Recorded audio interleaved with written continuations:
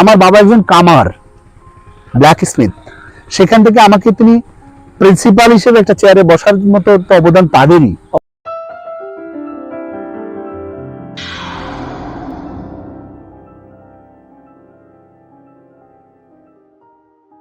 আসসালামু আলাইকুম সুপ্রিয় দর্শক মণ্ডলী, আশা করি সবাই অনেক ভালো আছেন। গল্পে গল্পে বাবা মার চ্যানেল থেকে আমি সবাইকে স্বাগত জানাচ্ছি। গল্পে গল্পে বাবা মার অনুষ্ঠানে আজ গল্প বলার জন্য আমরা একজন গুণী মানুষকে পেয়েছি, যিনি ফরিদপুর মধুখালী আয়েশা সামি কলেজের অধ্যক্ষ জনাব সন্তোষ কুমার কর্মকার। তিনি অত্যন্ত গুণী একজন মানুষ, গুণী শিক্ষক। তিনি আমাদের মাঝে এসে আমাদের চ্যানেলকে ধন্য করেছেন। আমরা সন্তোষ স্যারের কাছে চলে যাচ্ছি। আসসালামু আলাইকুম। ধন্যবাদ ছাত্র সাহেব, কেমন আছেন আপনি? আছি আলহামদুলিল্লাহ, অনেক ভালো আছি। স্যার, আপনার কলেজে এসে আসলে সত্যি মুগ্ধ হয়ে গেলাম যে আপনার মনের মতো করে একটি কলেজ সাজিয়েছেন আপনি, যেখানে আসলে মন খারাপ থাকলেও ভালো হয়ে যায়। এর চারপাশে যে এনভায়রনমেন্ট, আমি সত্যি মানে প্রথম ঢুকেই আমার আসলে অন্যরকম একটা প্রশান্তি ফিল করেছি। এটা একজন ভালো মানুষের কর্মের একটা বই প্রকাশ আমি বলবো। তো যাই হোক, আমরা গল্প বাবা মার চ্যানেল থেকে আপনাকে পেয়ে সত্যি আমরা ধন্য যে আপনার মতো একজন গুণী শিক্ষক আমরা পেয়েছি। যেহেতু আপনারা মানুষ গড়ার কারিগর, এই সমাজে আজ যারা প্রতিষ্ঠিত যারা সমাজের নীতি নির্ধারক, আপনাদের হাত দিয়ে মানুষগুলো সৃষ্টি হয়। তো সত্যিকার অর্থে আপনারা মানে একজন শিক্ষকের যে মর্যাদা, সেটা অপরিসীম। তো যাই হোক, আমরা আজ আপনার কাছ থেকে আপনার সবচেয়ে প্রিয় মানুষ বাবা মা, অবশ্যই সবারই, মানে অবশ্যই কোনো ডাউট নেই যে আসলে সবার চেয়ে প্রিয় মানুষকে এটা প্রশ্ন করলে এক কথাই চলে আসবে বাবা মা, তারপর হয়তো সন্তান বা অন্য বিষয় চলে আসবে, স্ত্রী সন্তান। তো আমরা আপনার সেই প্রিয় মানুষ দুটি সম্পর্কে আমাদের দর্শকদের জন্য আপনার কাছ থেকে এমন কিছু জানতে চাই যেন যেভাবে আপনি মানুষ গড়ার কারিগর, ঠিক তেমনি যেন বাবা মার বিষয়টি শুনে সবাই এটুকু বলতে পারে যে না, উনি শুধু শিক্ষক নন, একজন ভালো সন্তান, পাশাপাশি একজন ভালো বাবাও বটে। ধন্যবাদ ছাত্র সাহেব। আসলে আমি আজকে যে কলেজে বসে আছি, আয়েশা সামি কলেজ প্রতিষ্ঠানটি জননেতা জনাব মোহাম্মদ আব্দুর রহমান স্যার, মাননীয় মন্ত্রী মৎস্য প্রাণী সম্পদ মন্ত্রণালয়, প্রেসিডেন্ট সদস্য বাংলাদেশ আওয়ামী লীগ জনাব মোহাম্মদ আব্দুর রহমান স্যার এই কলেজটা প্রতিষ্ঠাও করেছেন তার মায়ের নামে। আচ্ছা, আসলে মায়ের প্রতি তার আবেগ ভালোবাসা, এই জায়গায় প্রথমত আমি সম্মান দেখিয়ে আমি চলে আসি আমার তো আমরা আমার গল্পে ঠিক একই জায়গায়, মানে মায়ের প্রতি সম্মান রেখে, আবার মানে ছেলের নামও সামি, একদম সন্তান এবং মা এবং সন্তান। আর এই কলেজের প্রতি পরতে যে আপনি দৃষ্টিনন্দনতা দেখেন, স্যারের রুচি এখানে মূল প্রতিফলিত হয়েছে। আমি জাস্ট অ্যাপ্লিকেশন, স্যারের থিওরি এন্ড ডিরেকশন, আমি সন্তোষ কর্মকার অ্যাপ্লিকেশন। যাই হোক, আসি আমার বাবা মার গল্পে। যে পৃথিবীর আমার দৃষ্টিকোণ থেকে সেরা মানুষ আমার মা এবং আমার বাবা। তারা সবচেয়ে যে কারণে আমাকে স্বপ্ন দেখিয়েছেন, বর্তমানে আমি শিক্ষকতা করতেছি যে সমস্যাটায় পড়েছি, বেশিরভাগ বাবা মা তার বাচ্চাকে সময় দেয় না, স্বপ্ন দেখায় না, তাকে কি করতে হবে, কি হতে হবে, তার কাছে আসলে প্রত্যাশাটা কি, এই স্বপ্নটা ঢুকিয়ে দিচ্ছে না, এটা সমস্যা। আমি বাবা মার কাছে কৃতজ্ঞ যে তারা শুধু জন্ম দিয়ে লালন পালনই করে নাই, আমাকে শরীরে বড় করেন নাই, মনে চিন্তনে আমাকে বড় করার চেতনায় বড় করেছেন, একদম মূল্যবোধে আমাকে স্বপ্ন দেখিয়েছেন। বাবা, বড় মানুষ হতে হবে, কখনোই কারোর সঙ্গে দ্বন্দ্বে যেও না। কেউ তোমাকে কটু কথা বললে তুমি তাকে নরম কথা বলে সেখান থেকে চলে আসো, দ্বন্দ্ব করো না। মূল কথা হচ্ছে সে নিজে কখনো কারো স্বার্থে আঘাত করেন নাই, আমাদেরকে শিখেছে এটাই। আজকে সমাজের যে সমস্যাগুলো, যদি আমার মা বাবার মতো সকল বাবা মা হতো, আমি বলি না যে আর সবাই স্বপ্ন দেখেন না, কিন্তু সবাই যদি একরকম ভাবে দেখতে, একই তেলতে যেত, আমি একেবারে নমস্য বাবা মার কাছে যে আমাকে মননে চিন্তনে মূল্যবোধে একটা পরিশুদ্ধ মানুষ করার জন্য তারা প্রাণান্ত চেষ্টা করেছেন। আমিও বাবা এখনে, আমি কিন্তু অবাক হই যে আমি কি তার সমান পারবো, আমার বাবার সমান, আমার মায়ের সমান তাদের যে সাফল্য। স্পেশালি আমার বাবা একজন কামার, ব্ল্যাক স্মিথ, সেখান থেকে আমাকে তিনি প্রিন্সিপাল হিসেবে একটা চেয়ারে বসার মতো অবদান তাদেরই। অবশ্যই। আমি কি আমার বাচ্চাকে এই যে, তাহলে আমার বাচ্চাকে নিশ্চয় প্রেসিডেন্ট বা জাতিসংঘের মহাসচিব সেই জায়গায় নিয়ে যাওয়ার কথা, অবশ্যই right, প্রিন্সিপাল পর্যায় থেকে সেই ধাপে নিয়ে যাওয়ার কথা। আমি কি আমার বাবা মার মতো এরকম সফল হতে পারবো?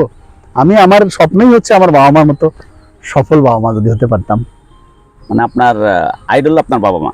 নিঃসন্দেহে, নিঃসন্দেহে। আমরা আসলে আরো কিছু জানতে চাই বাবা মা সম্পর্কে।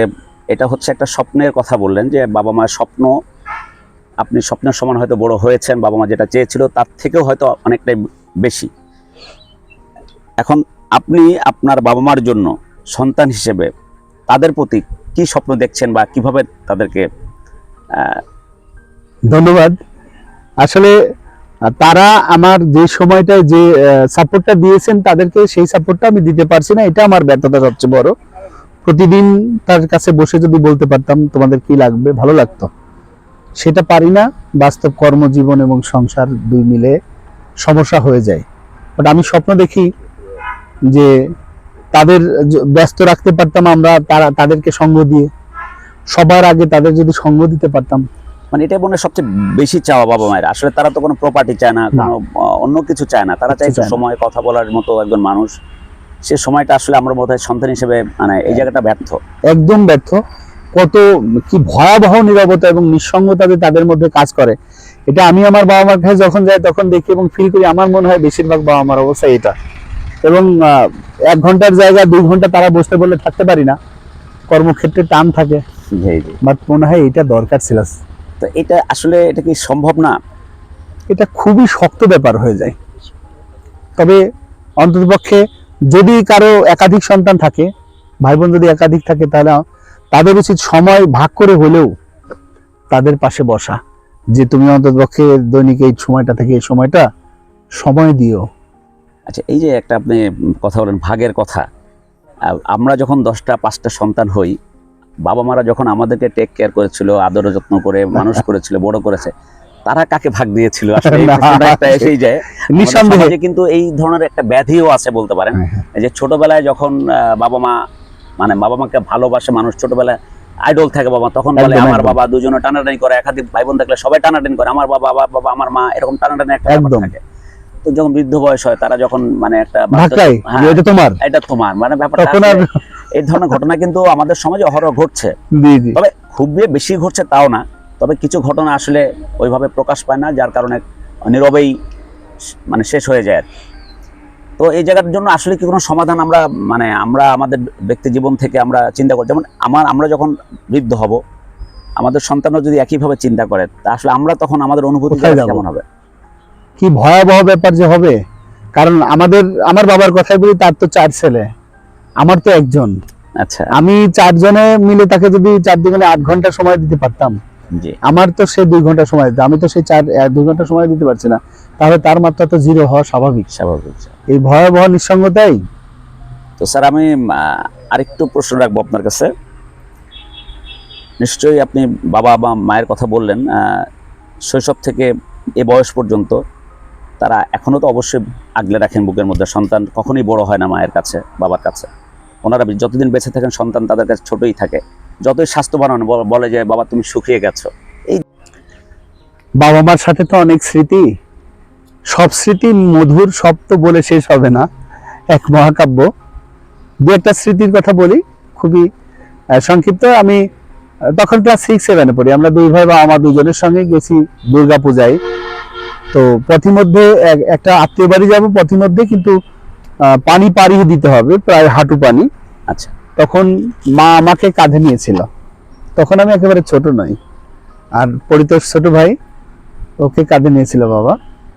তা আমরা পানি পার হলাম, তো অনেকের মতো আমরাও ভিজে যেতে পারতাম, কিন্তু এটা কখনোই দেন নাই। বা এখনো পর্যন্ত বাবার সঙ্গে যদি বাজার থেকে ফিরি, তাহলে বাজারের ব্যাগটা সে টানাটানি করে, কিছুক্ষণ পরে সে মনে করে যে আমার কষ্ট হচ্ছে। আচ্ছা আচ্ছা। বা আমি মাঝে মাঝে তাকে মৃদু একটা তিরস্কারের মতোই বলি যে আপনি এখন ছেলে, আপনি কিন্তু এখন বাবা, আপনি কিন্তু বাবা। শুনতে চান না। বাড়ি গেলে কখনো হয়তো আম পারবো, জাম পারবো, তুমি পারবা না, তোমার কষ্ট হবে, তুমি সরো। মানে আসলে আমার কষ্ট করতে, আমাদেরকে কষ্ট করতে দেয়নি, এখনো দিতে চান না। আসলে এরই নাম তো বাবা মা। এইটাই আসলে ওনাদের তুলনা কোনো কিছু দিয়ে সম্ভব না। কোনোভাবেই তার যে মানে কৃতজ্ঞতা স্বীকারের যে অ্যাক্টিভিটিস গুলো আমাদের করা দরকার, তার 10% করতে পারি না, আফসোস থেকে যায়। যাই হোক, আমরা দোয়া করি গল্পে গল্পে বাবা মার দর্শকদের পক্ষ থেকে আমি দোয়া করি ওনারা দীর্ঘজীবী হন, এবং আপনিও যেন আপনার বাবা মাকে যেভাবে মনের কোঠা রাখা উচিত, যে আপনার অতৃপ্তি যেটা সেটা যেন আপনি পূর্ণতা রূপ দিতে পারেন। তো থ্যাংক ইউ সন্তোষ স্যার, ধন্যবাদ। অনেক ভালো লাগলো। আর এই সবচেয়ে বড় কথা, এই চমৎকার যে একটা পরিবেশ আপনার কলেজের, এখানে মনে হয় মাটির গন্ধ, মানে মায়ের গন্ধ আছে একদম। এই সবুজ গাছপালা, মাটি, মাঠ, চারপাশে যে পরিবেশ, এখানে মনে হয় যেন মায়ের স্মৃতি জড়িত। আমি এই ক্যাম্পাসের মায়ের পড়ে গেছি। বাংলার প্রতিটি গ্রামই মনে হয় এরকমই, যেখানে মায়ের স্মৃতি বিজড়িত, যেখানে মাটির গন্ধ পেলে মনে হয় মায়ের গন্ধ পাওয়া যায়। তো আসলে সত্যি চমৎকার একটা পরিবেশ, এরকম একটা জায়গায় আসলে মন এমনিতে ভালো হয়ে যায়। তো আসলে আমার অনেক ভালো লেগেছে আপনার সাথে কথা বলে, আপনার এই টোটাল এই যে কলেজের এনভায়রনমেন্ট, সার্বিক পরিস্থিতি, পরিবেশ দেখে অসম্ভব ভালো লেগেছে। আপনাকে অনেক ধন্যবাদ। আমার গল্পে গল্পে বাবা মার দর্শকদের জন্য আমি বলবো যে আসলে স্যার যেভাবে বাবা মায়ের কথা বললেন, যে বাবা ছোটবেলাও পানি ভিজে যাবে সেই কারণে কাঁধে নিয়ে কোনো একটা জলাশয় পার হয়েছেন, আবার ঠিক তেমনি এই বয়সেও এখনো বাজারের ব্যাগটা তার হাত থেকে জোর করে ছিনিয়ে নেওয়ার চেষ্টা করে। আসলে বাবা মার এমনই হয়। সে বাবা মাকে আসুন আমরা সর্বোচ্চ ভালোবাসার জায়গাটায় আমরা স্থান দিই এবং আমাদের হৃদয়ে ধারণ করি, যেন বাবা মা আমাদের দ্বারা ন্যূনতম কষ্ট না পায় এবং কোনো কারণে ও শব্দটি ব্যবহার না করে। সবাই ভালো থাকবেন। গল্পে গল্পে বাবা মার চ্যানেলের পক্ষ থেকে আমি সবাইকে আবারও ধন্যবাদ জানাচ্ছি। আসসালামু আলাইকুম।